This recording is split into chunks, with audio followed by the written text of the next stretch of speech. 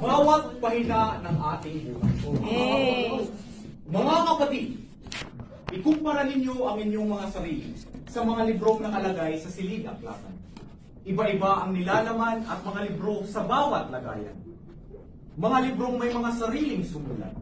Kagaya ng libro, tayo ang susulat ng ating buhay. Sa ating pinagpipitagang guro sa Pilipino, Ginoong Arsene Reso, sa mga kaklase ko, isang maalam na pagbati sa inyong lahat. Mabuhay ka! Magpasalamat ka dahil narito ka ngayon. Isang napakalaking regalo na binigay ng Panginoon. Hindi man ito kaya-aya pakinggan, ngunit nabuhay ka dahil binigyan ka ng pagkakataong mabuhay at binigyan ka ng kalayaan na ikaw ang pumili sa kung anumang gusto mong mangyari sa inyong buhay. Iba-iba man ang pinaglalakbayan, iba-iba man ang pinagdadaanan. Mga hadlang na kinakaharap ay matatapos rin. Nasa atin pa rin ang makakapagpabago sa kung ano man tayo ngayon. Mga kabiguan ay gawing inspirasyon at motibasyon upang tumayo. Mga aral na nakuha mula sa pagsubok ay isaulo natin.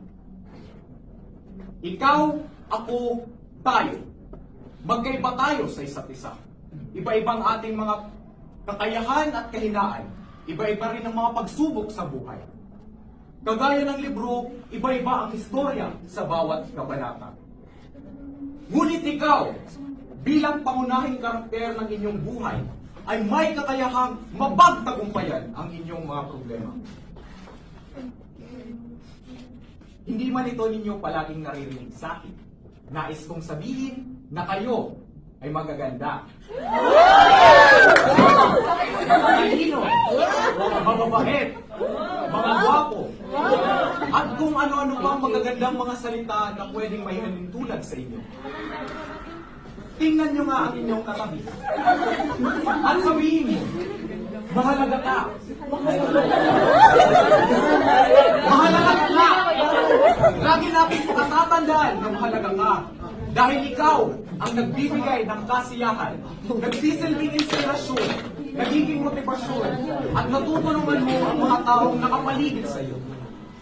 Mga magulang nyo ay nabibigyan nyo ng inspirasyon at motibasyon sa pagtrabaho upang makapag-aral kayo at makapagtapos, upang may makain kayo sa pang-araw-araw, upang may damit kayong masuot, upang may bahay kayong matitirhan, upang may allowance kayong pangmakdo, at marami pang iba. Mga kaibigan nyo ay binibigyan nyo ng kasiyahan na hindi nila nakukuha sa kanilang mga tahanan. Sinasamahan nyo sa oras ng kasiyahan at sa oras ng kahirapan. Nagtutulungan, nag-aasaran, nagkwekwentuhan, at kung ano-ano pa.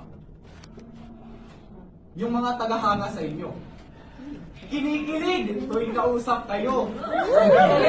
Tapos, kapag nagkatuluyan, ginagawang mundo yung tao. Nagiging inspirasyon at motibasyon pa. Magalat ikaw.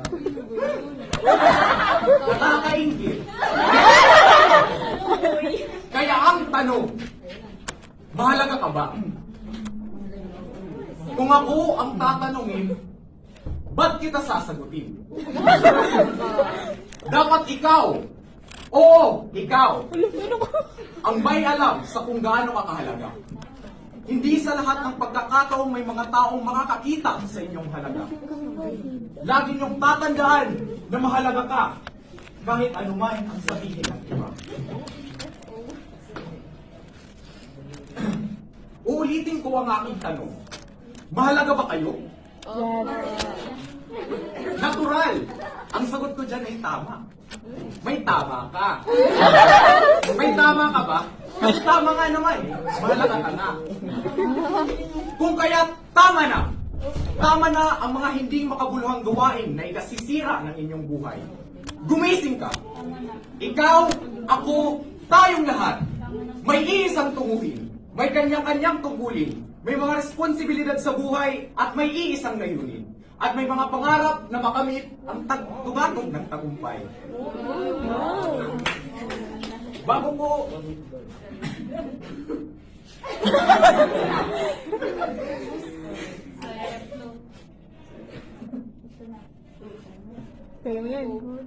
Bago magtapos, mag-iiwan ako ng isang kasabihang, ang buhay ay parang tanghalan. Lahat tayo ay may papel na ginagampanan. Ang iyong lingkod, Ginoong Daniel N. Ariaso Jr. Muli, magandang hapon sa inyo.